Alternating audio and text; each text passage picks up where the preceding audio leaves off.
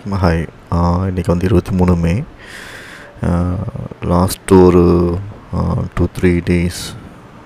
Okay, it was 1 2 3 4 consecutive days it was a loss. Okay, இது வந்து ஒரு சின்ன லாஸ் ரெக்கவர் பண்ணது. இது வந்து ஒரு 6,000 லாஸ் ஆகிடுச்சு. இது வந்து 4,800 லாஸ் ஆகிடுச்சு. இது வந்து 1,200 லாஸ் ஆகிடுச்சு. ஸோ இன்றைக்கி வந்து நான் வந்து ரொம்ப பேஷண்ட்டாக பண்ணணும் அப்படின்னு சொல்லிட்டு இன்றைக்கி வந்து ரொம்ப கண்ட்ரோல்டாக பொசிஷன்ஸை வந்து ரொம்ப கேர்ஃபுல்லாக டீல் பண்ணணும் அப்படின்னு சொல்லிட்டு ரொம்ப பொறுமையாக வெயிட் பண்ணி எடுக்கணுன்ட்டு பிளான் பண்ணேன். ஸோ இன்றைக்கி மார்க்கெட் இப்படி ஓப்பன் ஆச்சு. அண்ட் தென் இன்றைக்கி என்னென்ன plans which I have executed அப்படின்னு பார்த்திங்கன்னா, இது வந்து ஒரு பெரிஷ் ரெட் கேண்டில். ஸோ இது வந்து ப்ரீவியஸ் டேயோட லோவில் இருக்குது. ஸோ இதை வந்து நான் ஃபோக்கஸ் பண்ணக்கூடாது. எய்தர் அந்த candle should be fully green. Okay, candle should be full green. அந்த ஃபுல் பாடியாக க்ரீனாக இருக்கும்போது அது பிரேக் அவுட் ஆச்சுன்னா we can go for 1:2 அப்படிங்கிற மாதிரி பிளான் பண்ணேன். இன்றைக்கி இன்னொரு ஸ்டோரியாக என்ன நடந்துச்சுன்னா, இது வந்து ஈவன் இட்ஸ் அ ரெட் பாடியாக இருந்தாலுமே இங்கே பிரேக் அவுட் ஆனது it gave a 1:2 risk reward ratio. It gave a success இன்றைக்கி.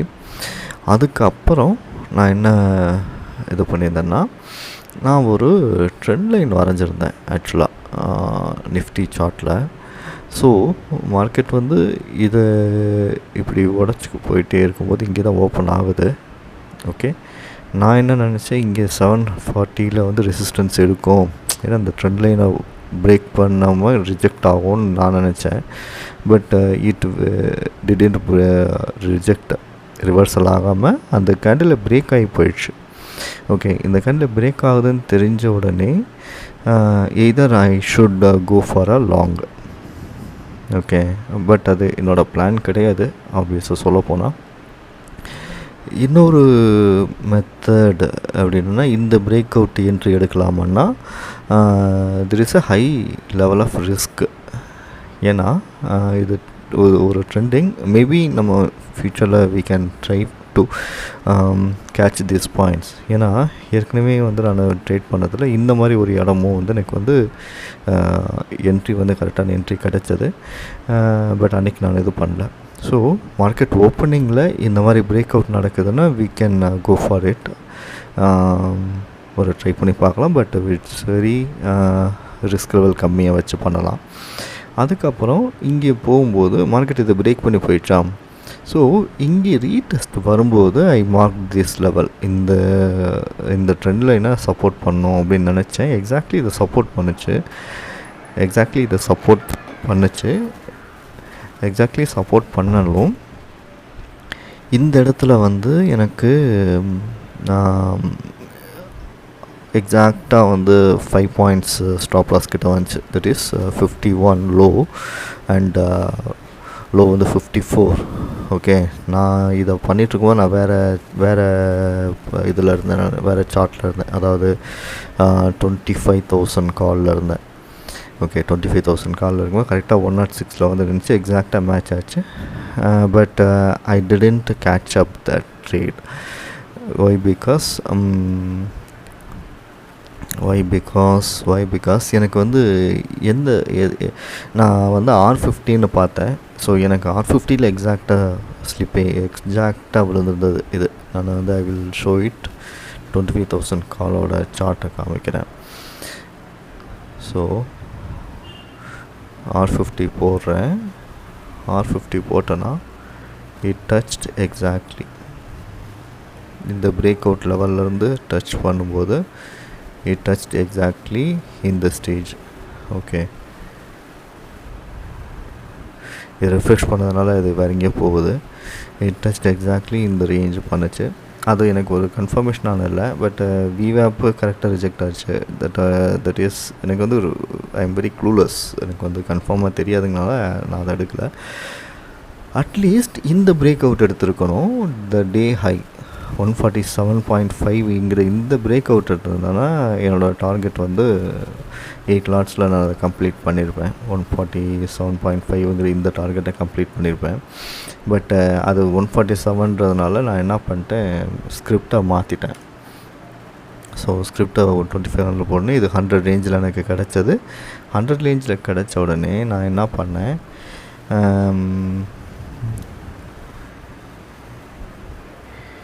இந்த கேண்டில் ஒரு இதாக வச்சேன். இந்த கேண்டில் இருக்குல்ல, it's not a break out but it's a risky trade only. Okay, இந்த கேண்டில் எனக்கு வந்து ரிஜெக்ஷனே கிடையாது. ஓகே, ரீடெஸ்ட் இல்லை, கண்டினியூஸாக போகிற கேண்டில். இந்த கேண்டில் பிரேக் அவுட் பண்ணனா எடுக்கலான்ட்டு பிளைண்டாக எடுத்தேன். அண்ட் 1 and 2 வரைக்கும் போச்சு. 103.5 என்னோடய என்ட்ரி, 1 and 2 வரைக்கும் போச்சு. But I exit with some small profit. Okay, nearly வந்து 3450 வரைக்கும் வந்து ப்ராஃபிட் பண்ணேன். But it's not a big thing. ஏன்னா நான் இத்தனை நாள் லூஸ் பண்ணது பெரிய மணி. ஸோ இதுக்கு வந்து நான் வந்து ரொம்ப சந்தோஷப்படக்கூடாது. ஓகே, இது வந்து பிரேக் அவுட்டுங்கிற இல்லைங்கிறதுனால நான் வந்து 5.8 எனக்கு மேக்ஸிமம் எவ்வளோ கவர் பண்ண முடியும் அவ்வளோ கவர் பண்ணி நான் க்ளோஸ் பண்ணேன். ஓகே, என்னால் வந்து அந்த கேண்டில் க்ளோஸ் பண்ணுறதுக்குள்ளே நான் எடுக்கணுங்கிறதுக்காக அதை எடுத்தேன் நான். So that I close it with some small points. So 109ல் நான் க்ளோஸ் பண்ணி முடித்தேன். So this is what my today trade.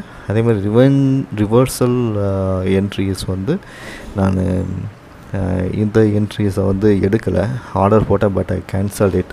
So என்னோடய ரிவர்சல் என்ட்ரி எப்படி இருக்கணும், reversal entry it should not be like this. ஒரு சப்போர்ட் லெவலில் வந்து ஒரு நல்ல புல் பேக் போயிட்டு அகைன் வரும்போது தான் ரிவர்சல் என்ட்ரி. இது ஸ்லோவாக போகும்போது there is a possibilities to even swing low நடக்கிறதுக்கு.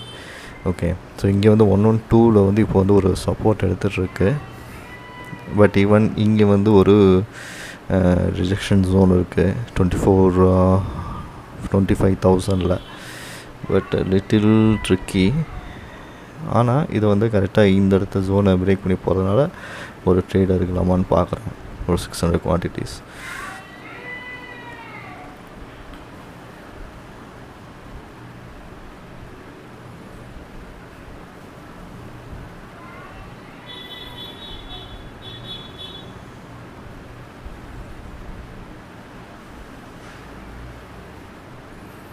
ஆனால் மார்க்கெட் வந்து இது வந்து நான் எடுக்கக்கூடாது. இப்போ ஆல்ரெடி வந்து ஒரு ஹை போயிடுச்சு, இந்த ஒரு ஹை போச்சு, அகெயின் ஒரு ஹை ஃபார்ம் ஆச்சு, இந்த ஒரு ஹை ஃபார்ம் ஆச்சு. இந்த இடத்துல திரும்ப என்ட்ரி எடுத்தோன்னா கரெக்டாக இது ரிஜெக்ட் ஆகிறதுக்கு செம்ம வாய்ப்பு இருக்குது. காரணம் என்னென்னா இது ஆல்ரெடி வந்து ஒரு ஸ்விங் ஹை போயிட்டு நியூ ஹையில் இருக்குது, ஓவர் பாட் ஜோனில் இருக்குது. ஓவர் பாட் ஜோனில் இருக்கும்போது கண்டிப்பாக ரிவர்சல் ஆக சான்சஸ் இருக்குது. ஆனால் இங்கே வந்து உங்களுக்கு பார்த்திங்கன்னா ஒரு ரிவர்சல் ஆலசியம் வந்துட்டு இங்கே மேலே வருது. ஓகே, ஸோ இதை ஃபோக்கஸ் பண்ண வேண்டாம். பட் இதில் பார்த்திங்கன்னா ஒரு கண்டிப்பாக ரிவர்சல் வர வாய்ப்பு இருக்குது. என்ட்ரி எடுத்துகிட்டு ரிவர்ஸ் வர வாய்ப்பு இருக்குது. ஏன்னா இங்கே செல் ஆர்டர்ஸ்லாம் இருக்கும். அந்த செல் ஆர்டர்ஸ்லாம் வந்து எடுத்துகிட்டு, இது பை ஆர்டர்ஸ் இருக்கும், எடுத்துகிட்டு டவுன் பண்ணுவாங்க செல்லர்ஸ், ஆப்ஷன் செல் பண்ணுறவங்க. Okay, so that's it on my today's video. இன்னொரு அப்சர்வேஷன் பண்ணிகிட்ருக்கேன். எப்படின்னா, ஒரு பிரேக் அவுட் நடக்கும்போது இந்த இடத்த பிரேக் அவுட் பண்ண போகுதுன்னா இங்கே வந்து பெரிய விக் இல்லாத அளவுக்கு கேண்டில்ஸ் இருந்தால் மட்டும்தான் இது வந்து வேலிடான போகும் அப்படிங்கிறது ஒரு செக் பாயிண்ட் மாதிரி வச்சுருக்கேன். இதை பிரேக் அவுட் பண்ணணுன்னா இங்கே வந்து விக்ஸ் அவ்வளோவா இருக்கக்கூடாது. விக்ஸ் அவ்வளோவா இல்லாமல் இருந்தால் தான் இது வந்து பிரேக் அவுட் ஆகும். ஸோ இங்கே பார்த்திங்கன்னா இந்த இதை பிரேக் அவுட் நடக்கிறதுல இவ்வளோ பெரிய விக் இருக்குது. Okay, definitely it's a selling pressure. இப்போ இங்கே பார்த்தீங்க அப்படின்னா இது இது வந்து லோ வந்து 71. ஓகே, 71. ஸோ ஸ்டாப் லாஸ் வந்து 70. இதை வந்து இங்கே வந்து ரிவர்சல் வந்துட்டு திரும்ப போச்சு அப்படின்னா it can be bounce back. அதே மாதிரி இங்கே வந்து ஒரு பிரேக் அவுட் நடக்கும்போது அந்த இதே இல்லாமல் இருந்தேன்னா இட் வில் பி குட். அதை பேஸ் பண்ணி தான் நான் இந்த விக்குக்கு மேலே நான் எடுத்தேன். நான் ஆக்சுவலாக இந்த ட்ரேடு, ஓகே, இந்த ட்ரேடு எடுத்த காரணமே தான்.